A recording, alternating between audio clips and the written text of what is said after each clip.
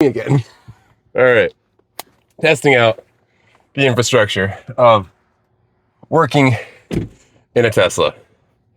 And it's been working, actually, almost a little bit better than I would have expected. It's been very interesting. I'm back in the United States of America, and my last couple of months have been interesting traveling. I never usually do vlogs or videos on my actual travels of my videos or while doing the traveling. I write books and do stories and post random goofiness all the time online, but I don't often actually show where I am and what I'm doing. And a friend of mine, a couple of friends actually recently have been like, dude, tell your story, show where you are. I want to see the stuff. So I just got back from the Florida Keys. I got a couple of pictures from there, but I don't take a lot of photos and videos while I'm doing things. I don't know why. Actually, I think I know exactly why. I try to keep my phone out of my hand. I try to keep that just in my pocket or out of my sight and choose the times that I use it very wisely. Because when I don't, it kind of ends up controlling me. It's actually really hard to manage social media and as a content creator, to go on and even do anything when you open your social media app, because as soon as you open it, the first thing you see is something that you're very interested in. Automatically, the algorithm knows is likely to be something you'll watch and consume and watch more of, or scroll through, or scroll up because what you liked gave you dopamine. What you saw gave you dopamine. It was something you liked, and you keep going.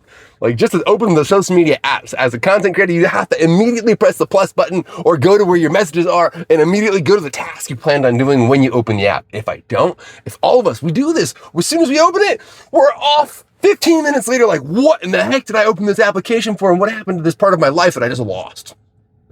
So, thank you for losing part of your life to this commentary right now. We'll see how this video comes out. Last time I did one of these, I thought that the light was the right color and wasn't the right color, so I might just be talking to a video screen that has zero audio. Or there might be supposed to be a green light and you can hear me perfectly fine. We'll find out. I'm using a Hollyland device I got at a camera store in Bali, Indonesia, which I planned on staying in for quite a while. However, I'm not in Bali right now. I came back to the United States. I had to be a good son, and my mom was moving from Arizona to Florida, and so I came back and helped her pack everything up and drove a U-Haul from Arizona all the way over to Florida. And I have a couple other videos that I never released, and maybe I will have released them by the time I put this out. But it has been an interesting year for sure. I wanted to go back and see my mom and check on her, because she told me she was going to move in with a boyfriend that she's been dating for some time. And wanted to talk to her and him and just say, hey, this is a big move from, Arizona all the way over to Florida. And you're living in a different situation and all this. And wanted to just get some FaceTime with mom, check in on her, see how she was doing. Luckily, Sale got to stay with her the last year that she was living alone. So that was pretty cool. But yeah, she decided to make the move. So during the month that she was making the move, we had a big project going on C's Life, installing a new floor, and we did about 3/4 of another project, restoring the steel and taking all the paint down to stainless steel and patching up all the different spots that had oxidation. And we were at the last part, and they had a few weeks of work to do yet to go. And then they killed El Mencho. I got a call from my assistant did you see the news? I was like, no. They shot the leader. I don't think I want to talk to them. That's been interesting, though. That's a debt collector, I'm pretty sure. And I never used to get those kind of calls until closing a decent-sized small business. That's been the most interesting thing I think I've ever gone through. And I'm sure there's learning curves in this last year of time, but oh boy, has it been interesting. So now I have been traveling around in a Tesla because this is the cheapest way I can find to live the life I like to live in nature, not having to commit to being in a specific spot just yet. And I'm in a campground here outside Atlanta, Georgia. The dog seems to love the area. I just got back from the Florida Keys, where I learned of something new. Yeah, that redness is not supposed to normally be on both of my arms. It's getting better now, but I touched something called a poisonwood tree, which I didn't know existed. And a poison wood tree has the same oily venom stuff that poison oak or poison ivy have. I think it's the same as poison ivy. Might be both. Same chemical. Either way, it's somewhere between 10 and 100 times as strong. And this has been gnarly. I drove back most of the way from the Florida Keys, all the way up Florida and into Georgia like this. My hands in front of the air conditioner, and it's almost better now, but I can't touch it. It's got that like stinging feeling. You want to touch it, but you can't. It's almost gone away now though, so it's not nearly as bad. I'm like, ah! Okay. I'm getting over it. Kind of. It's getting over me. I think almost gone. It's not like opening up anymore. It's the most nasty part of having any of the poisons from the trees. They're getting you all the rash. They open up and they have this pus that excretes and it wants to go everywhere and make more friends like it. Oh boy. It's been interesting. There are certain advantages and disadvantages to living in nature. I don't know what I touched. Evidently, it was this poison wood tree, and it's not like poison oak or poison ivy. It is way gnarlier, like way gnarlier. So I'm actually really happy. So I'm smiling so much about it because it's not like itching and burning me like crazy like it was the last few days. It's like actually calming down now. And yeah, wow, that's been interesting though. But here we are in nature. It's really interesting. I've looked for the first time to find an apartment in a long time in the United States, and holy wow, finding an apartment in the States is a task in and of itself. It's not that easy, actually. And there's major hoops to jump through and requirements and background checks and proof of incomes. And even if you're renting a room with people, it's like the people don't even want to meet you. They just want you to send them a deposit. Here's a couple pictures of the room. Yeah, come move in. It's like, yeah, I'd like to know who I'm going to live with or at least see the place. And it's like, it's kind of weird out there in the world for trying to find a place as a single individual just looking for a spot. It's like, whoa, and everyone wants a commitment, like a crazy amount of commitment. It is not like renting an apartment in an underdeveloped nation. In a third world country, like Mexico or Indonesia and different places, you roll up with cash that day you're in that night, and that's your spot for as long as you want it. You don't want to pay anymore and you leave. But it is not like that here. It is contracts and agreements and X amount of stipulated agreed time, and oh boy. So this place that I'm in has weekly rates, and Sale has just been running around this entire area. You can probably see up through the trees if I do that. I don't know if you can see out the other windows very well, but I've got my little tent camp set up here.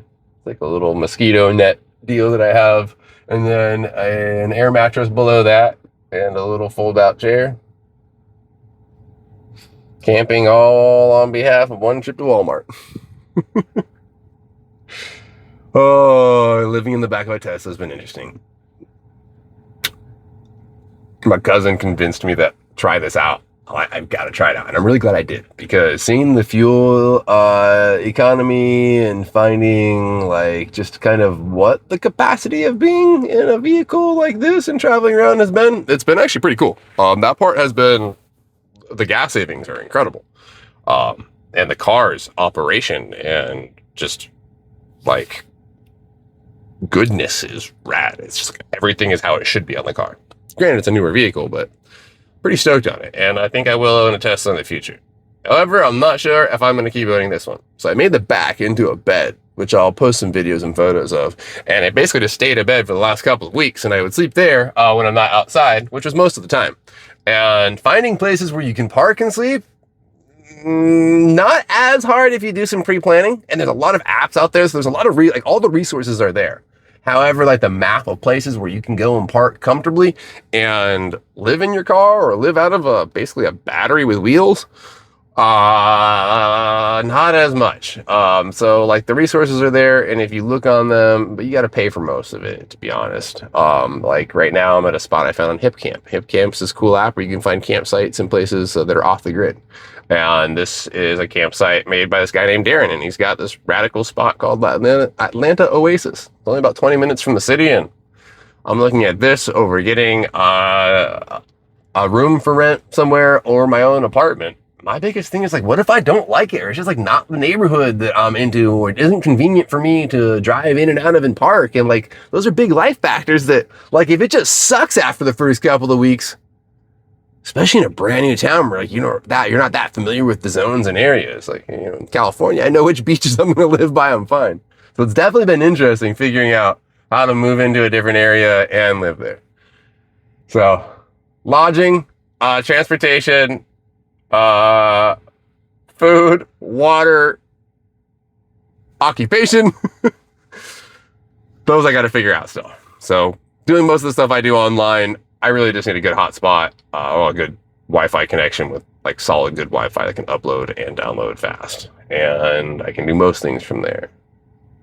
But I also want to go into a new career now. I mean, I've been chartering boats for 15 or 20 years and just not keeping going with that in Mexico right now. I'm not pro Mexico after a leadership change in a cartel that controls the area you operate in. Not down for that. Been in Mexico a couple different times. I think 3 other different times. Watch when I've seen cartel leadership change, and it's a different thing to see. It's unsteadiness, like unease of foundation, or there's something different that happens. But it's, yeah. So things calm down a little bit. No boat chartering in Mexico. Nor do I know that I really want to start another charter that I develop into what San Diego Sailing Tours was, where I have thousands of people coming out each year going sailing. That takes a lot of time, effort, energy, management, and though it was an amazing time and I had a lot of fun, there's other things I want to do, I think, too. So figuring that out's been kind of an interesting opportunity to find a new place to live, think about a new job and career, and what that might look like. It's trippy. Right now, I'm definitely choosing nature over city apartment or room for rent and house with yard, just because we can be independent and we're not tied down as much. So like, if there's an opportunity somewhere else that pops up, like, I can take off and go. So yeah, those being the options, I'm still figuring that part out. Why I'm doing this video, I don't know, and talking about this part of my day, it doesn't make any sense to me. But maybe this is part of the story people do want to see. Maybe it's the real part, the raw part, the like, oh shoot, what do I do now kind of part. The reality that people understand. I think that makes sense. This place has hammocks and a whole like playground area and a little gazebo and like little outdoor sofas, and it's got a communal shower area. It's pretty cool. I like it. And I'm thinking to be comfortable, I probably would need to get an RV or a rig to put here and live out of that, which would probably also mean trading in the Tesla for a truck that can pull it. Or keep the Tesla, don't do the RV thing. Commit to 3 to 6 months here in a situation where I don't know the people I'm living with. I don't really know the area or what the commute will be like in or out of my place, or what the advantageous qualities of it being near wherever I'm going to be working would be.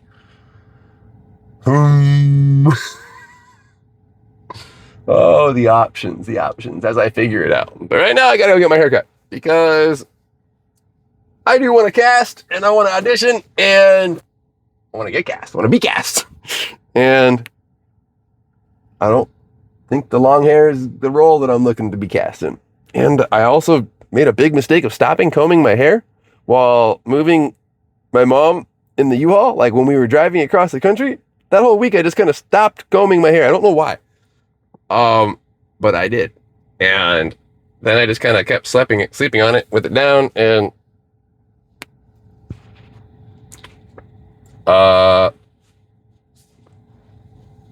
long story short, I think I got a little bit of that stuff on my ear. Try not to touch it. But I want to touch it because it itches. Ah! Oh my goodness.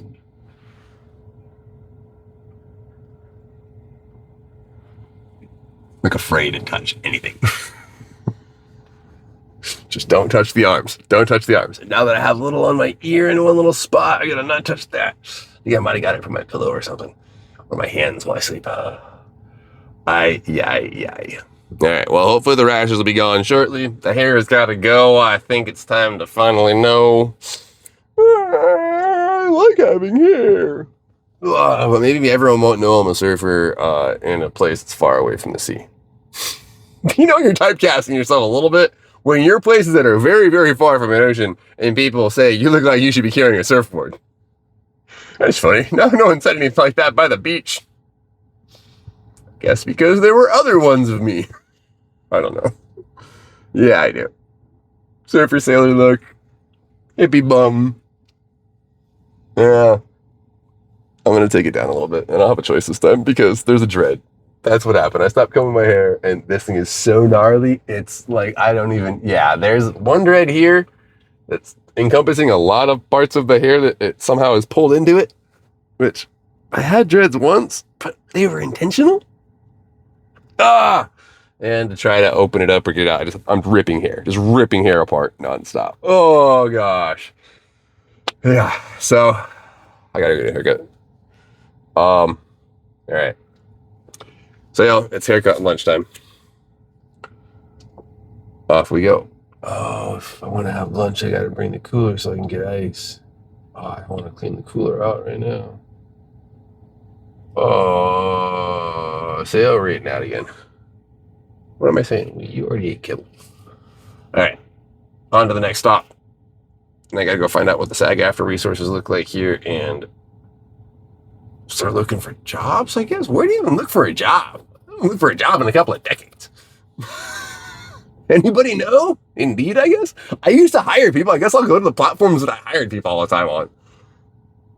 It's so weird, like going to the other side of the table. I don't know. Maybe that's not a good idea. The idea of making a resume. I was working with ChatGPT and Claude on resumes this week, and I'm like, I just did me. Try not to touch my face with my hands at all. Owner for 15 years. What do I put the skill sets down as? Like all the marketing stuff I know, or the sailing stuff I know, or my boat captain abilities, or writing, traveling, being a personality, comedy, acting. Oh boy. I have the right and wrong resume for like everything I do and don't want to do. And there's a goat here. There goes Tito. Tito's the goat. Let's see if I can turn the camera toward Tito. Oh, this camera's a little stiff. Oh, I think we missed Tito. Aw, sneaky goat. That's all right. I'll post a video later on of Sail interacting with the goat because that's pretty funny. Sail does not know what to do with the goat. The goat does not know what to do with the dog. And it's hilarious. It's hilarious. Once the goat gets a little scared, isn't sure, starts rearing up like he's gonna headbutt him. His two little horns coming in. Really adorable. It looks like a little Spyro the Dragon. And then Tito will headbutt Sail, then headbutt will chase. Then Sail will try not to be headbutt and then chase the goat. And then the goat will run away and goat will be chased by Sail. And then Sail will try to sniff the goat's butt again. And the butt does, the goat doesn't know why the dog wants to sniff its butt, I think. I don't think goats sniff. Maybe they do. I don't know. But it's a very interesting interaction. It's like they look like they should be the same, but they're definitely not the same. And neither of them have any idea what's up with the other one. But it's so entertaining to watch. Are you going to get headbutt by the goat later, buddy? You almost did yesterday a couple times. All right. Till the next ride. Haircut time.